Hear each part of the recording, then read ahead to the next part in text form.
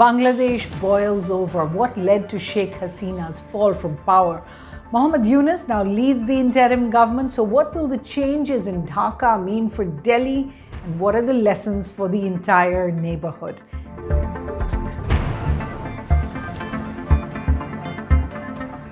Hello and welcome to Worldview at the Hindu with me, Suhasini Haider. So as all these events were taking place in Bangladesh, its Prime Minister Sheikh Hasina fled Dhaka after being in power for 15 years. She's now at an undisclosed location in India after landing at the Hindon airbase on Delhi's outskirts. We've seen days of protests and violence, then saw mobs ransacking Hasina's homes, Mujib's memorial, the founder of the country, attacks on Hasina's Awami League supporters and their properties, and minorities who are seen as supporters as well, particularly Hindus, who form about 8% or 13 million being targeted in particular.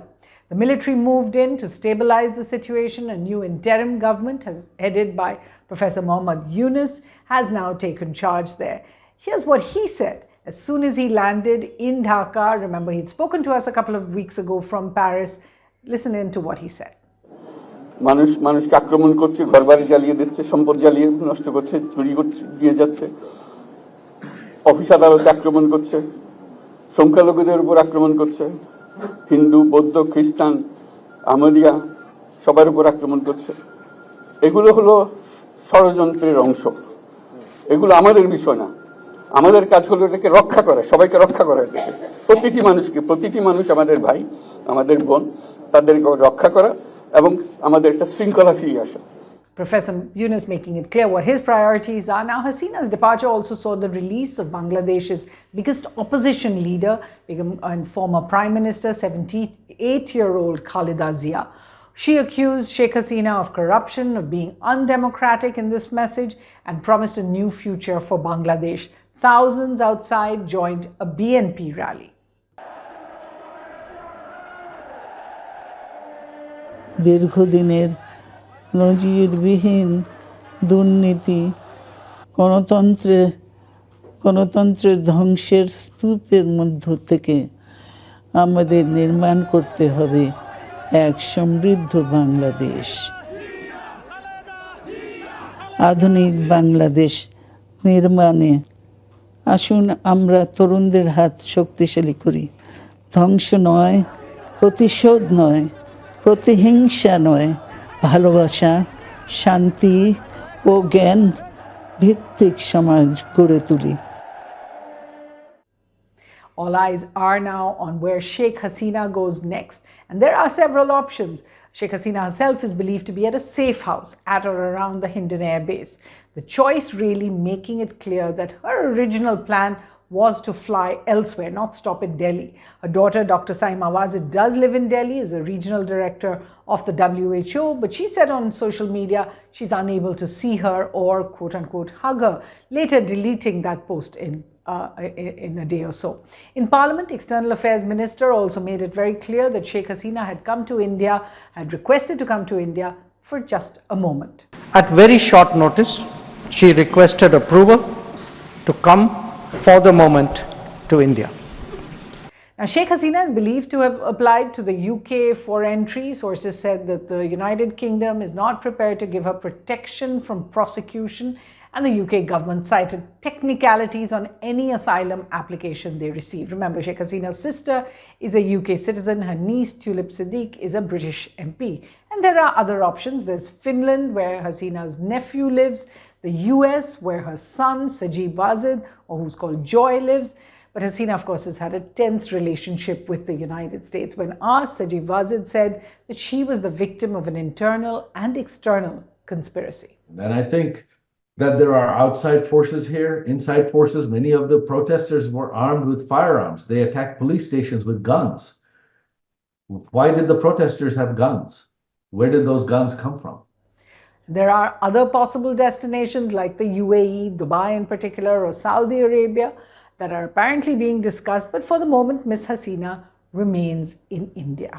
Now, one of the questions has been about the allegations of an external or foreign hand in the crisis and just what to make of them. What are some of those crises? Obviously, these are speculative, But since both External Affairs Minister Jaishankar and the MEA did not rule out a possibility of a foreign hand when they were asked directly, let's just take a look at what people are alleging. One, the allegation that the US, that had testy ties with Hasina for decades, had a role ahead of elections in January. For example, the US had brought out a special visa policy mandating sanctions against officials who were suspected of subverting the election process. The US has spoken up often for Muhammad Yunus, who's a Nobel laureate, and it has now welcomed the new government in Bangladesh, now fueling rumors really that it had a hand somehow in supporting the protests. The second rumor, that Pakistan has long been accused of trying to take revenge for Bangladesh's independence from it in 1971 with India's assistance. So in this situation, links with the Jamaat-e-Islami's Chhatra Shibir in particular came under scrutiny, allegations by the Hasina government at the time. And then there are accusations in India that China had an involvement in pushing out Sheikh Hasina, given her openly pro-India tilt, although the Hasina government did work quite closely with Beijing as well. Of course, none of these allegations have been proven, and it seems quite clear that anger against Sheikh Hasina's tenure, her crackdown on the opposition, on journalists, on civil society, and then on the students themselves finally, were really the main reason for the protests and how they panned out. We'd of course discussed some of those reasons on Worldview on July 26th, a couple of weeks ago, as we said when we had spoken to Professor Yunus. Now, apart from these concerns, India does have much to worry about with the changes in Dhaka. What are they specifically? One, about 19,000 Indians in all lived in Bangladesh, many of whom have now been brought back. The second, the worry that those fleeing violence and others could come across the border, Awami League supporters, Hindu minorities as well. India for the moment has cancelled visas and stepped up border security though. The third, that India's infrastructure projects in Bangladesh, and in particular the recently announced Adani Power project, those all could now be reviewed. More than $10 billion in trade and major connectivity routes are also in the balance.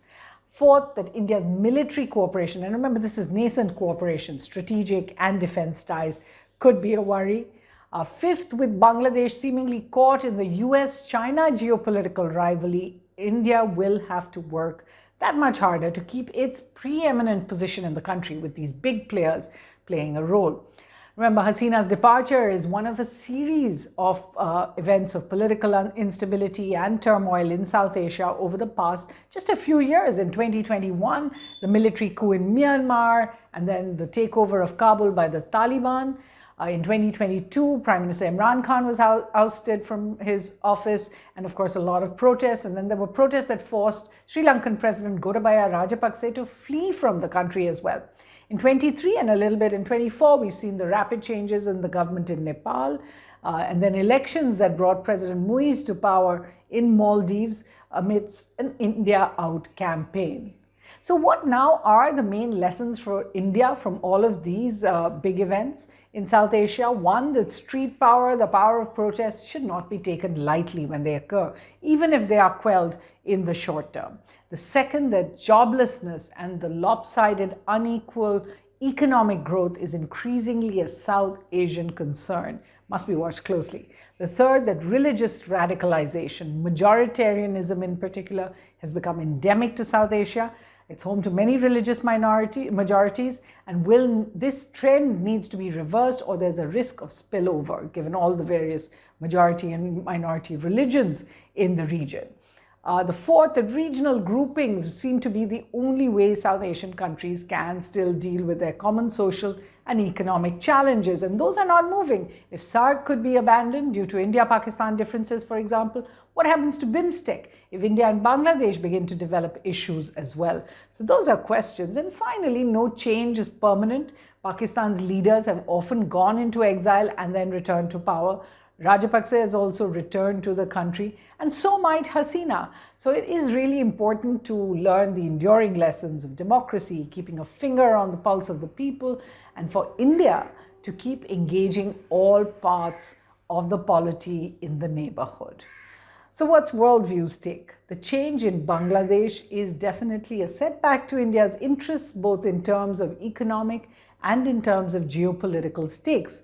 Even as New Delhi works on helping Sheikh Hasina remain safe and secure, it must engage the new regime in Dhaka and show by actions more than words that when it comes to the subcontinent, India's friendships are with a country and with the people, not any one leader or party. Above all, New Delhi, with its massive presence in the region, should not be caught napping in its own neighborhood. I do have some more Worldview recommendations for reading. In addition to the ones we gave you a few weeks ago, this one came across my desk, India's Near East, A New History by Avinash Paliwal. He's written on Afghanistan in the past, and this is a really superb book if you want to be up to date on India's ties with Bangladesh from the history to the present. Then there's Paradoxes of the Popular, Crowd Politics in Bangladesh by Nusrat Sabina Chaudhry. Very good research work. Midnight's Descendants, it's one of my favorites, South Asia from Partition to the Present Day by John Key. Then there's a book called The Cold War in South Asia by Paul McGarr, and he looks at really the Cold War era and how countries dealt with South Asia. There's The Justice Dilemma, Leaders in Exile in an Era of Accountability. And this is by someone called Daniel Cook-Marich. And he really looks at various leaders, particularly in Africa, who have gone into exile. And then these books by Professor Muhammad Yunus, certainly worth reading, particularly if you're interested in economics. One is called The World of Three Zeros, and he talks about the three zeros, A World Without Poverty, and Banker to the Poor, the story of Grameen Bank that he helped found. So that's all we have time for this week, but do join us again from the team at Worldview. Thanks for watching.